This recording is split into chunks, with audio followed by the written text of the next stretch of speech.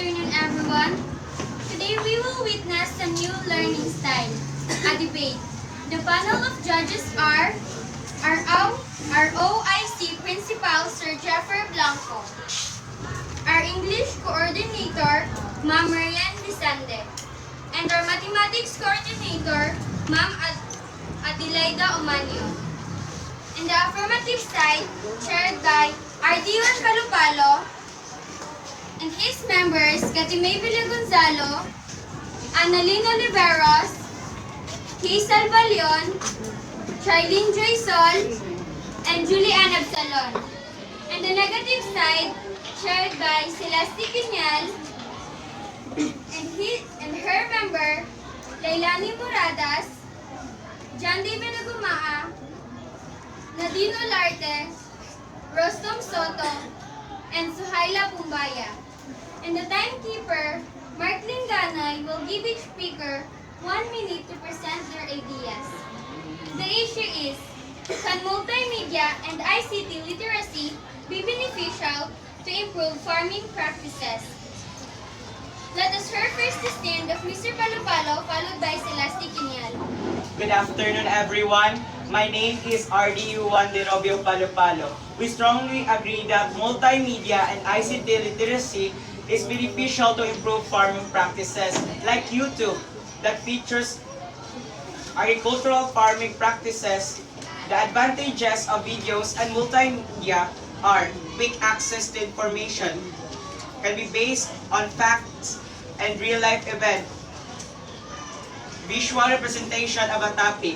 Videos are useful for farmers because they can watch and learn in their homes and they don't need to go on agricultural seminars. YouTube. People use this application to share agricultural and farming techniques, and farmers can learn to develop their skills and growing knowledge. Afternoon, everyone. I'm Celeste Quiñal. We firmly disagree that multimedia and ICT literacy be beneficial to improve farming practices. I prefer hands-on seminar workshops about agriculture.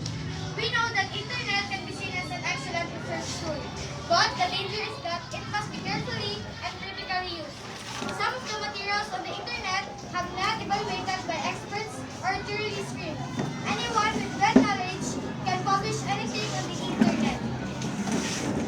Aside of using internet, but also mobile phone services. Mobile phone services has brought us fund by multimedia and ICT literacy to improve farming practices. And it's about to spread of mobile phone services has to introduce changes in farming practices. It's resulting into dramatic improvement in the efficiency and feasibility of the agricultural industry. So, marketing better allow trading, transporting, storing, and financing the product to close to increasing average profitability by around 8%. Not all the time you can watch TV programs about agriculture. I still prefer printed materials like books, magazines, and newspapers because it is our primary source of learning. You can bring your books anywhere, anytime, and can express details directly.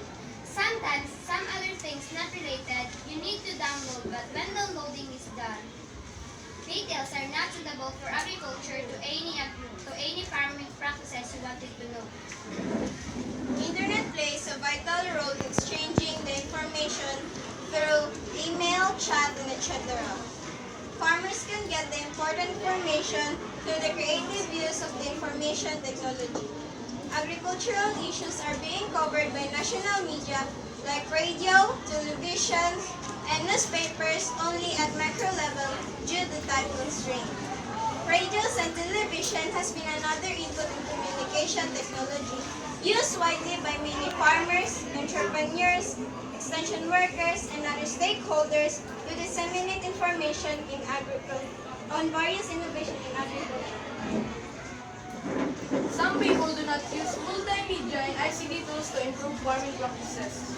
However, TV, radio, and other online sources can be time-wasting, frustrating, and misleading because it is not easy to find ideas in online sources because other users explore in other websites unlike books.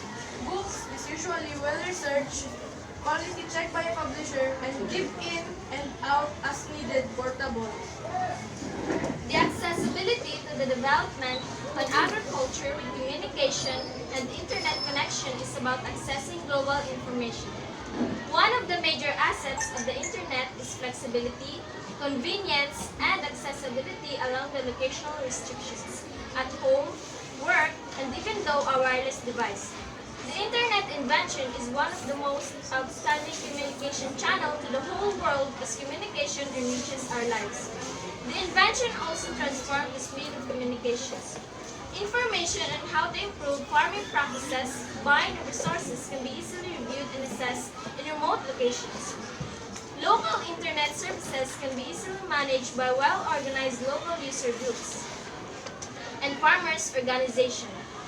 The accessibility increases the development in agricultural technologies of our nation and society. The internet is critically used and shall be used carefully because it can affect our health, and if it's not used in limit, it can damage your brain and eyes.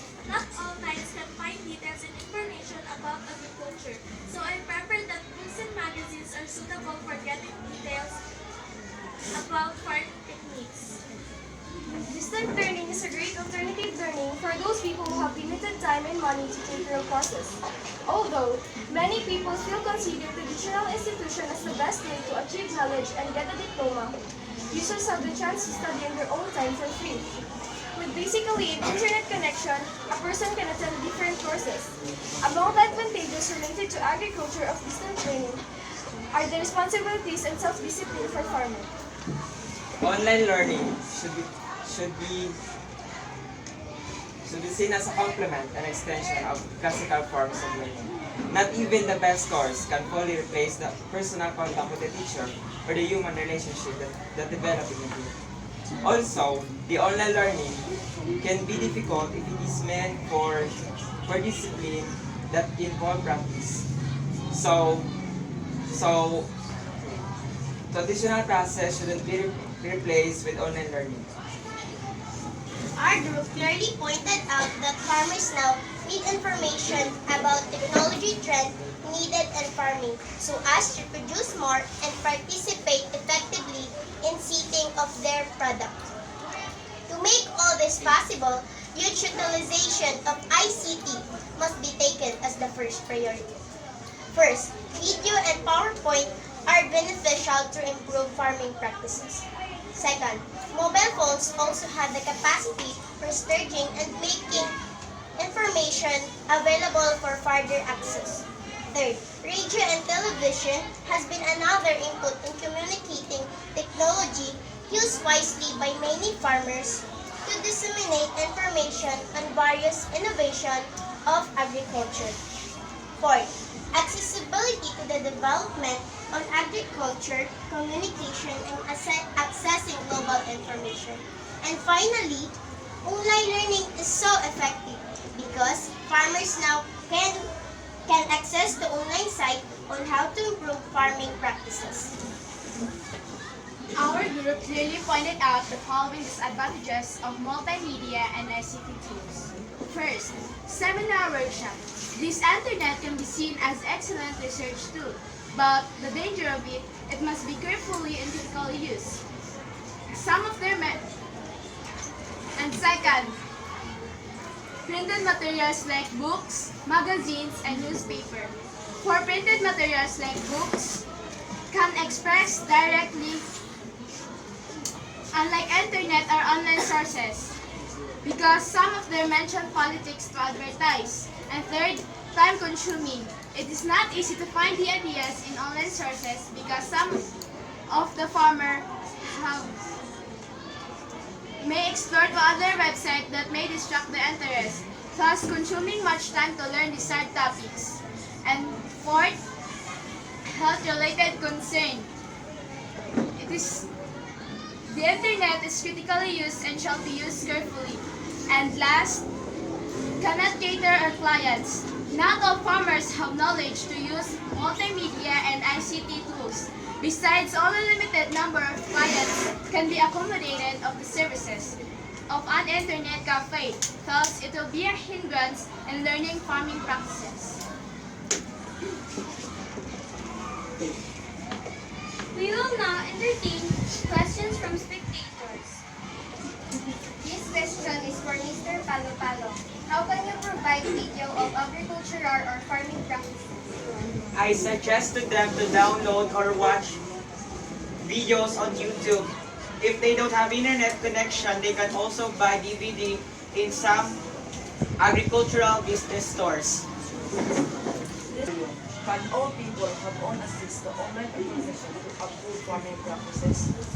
Yes, the accessibility to the development in agriculture with communication and internet connection is about accessing global information. This question is for Miss Olarte. Why are the other negative concerns about multimedia? Yes, there are. It can damage your brain and eyes and other parts of our body that can affect by multimedia learning. The ideas were clearly presented by two groups labeled as advantages and disadvantages of multimedia and ICT literacy be beneficial to improve farming practices. It is now up to you to decide which points are beneficial to you to improve your farming practices. May I now request the panel of judges for their comments and suggestions.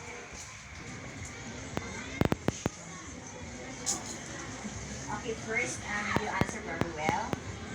But you are going to have this what is the eye-to-eye contact with the person you are talking. Okay, so you are going to speak clearly if possible.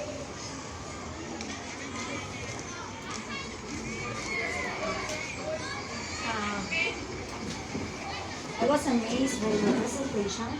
I could not imagine myself being there. But totally, all in all, I appreciate your ideas. For me, multimedia is important. I agree with the negative side. Maybe on some cases, multimedia is important, but for the farmers, maybe it's not that important. Okay, thank you very much. Good. Okay, OIC Principal of Poblacion Polomolok National High School. I really like the way you present your here. It's quite amazing. I was amazed by your performance here.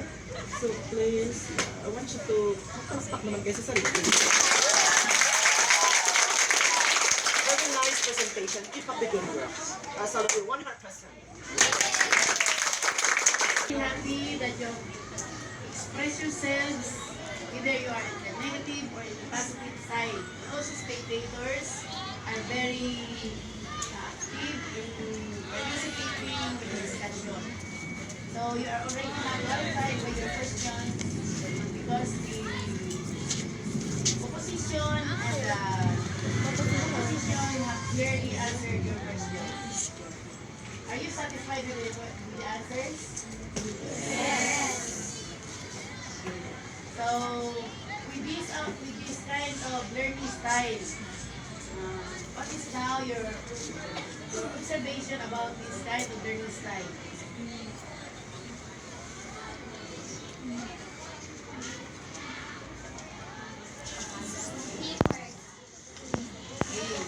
Is your teamwork? Good. Cooperation of what? Cooperation of every member of the group. Very good. Cooperation of all members in the group, whether you are in the positive or in the negative side. What else? Respect opinions of others' ideas. Okay, respect opinions of others. Very good. You give time to listen to the idea being presented.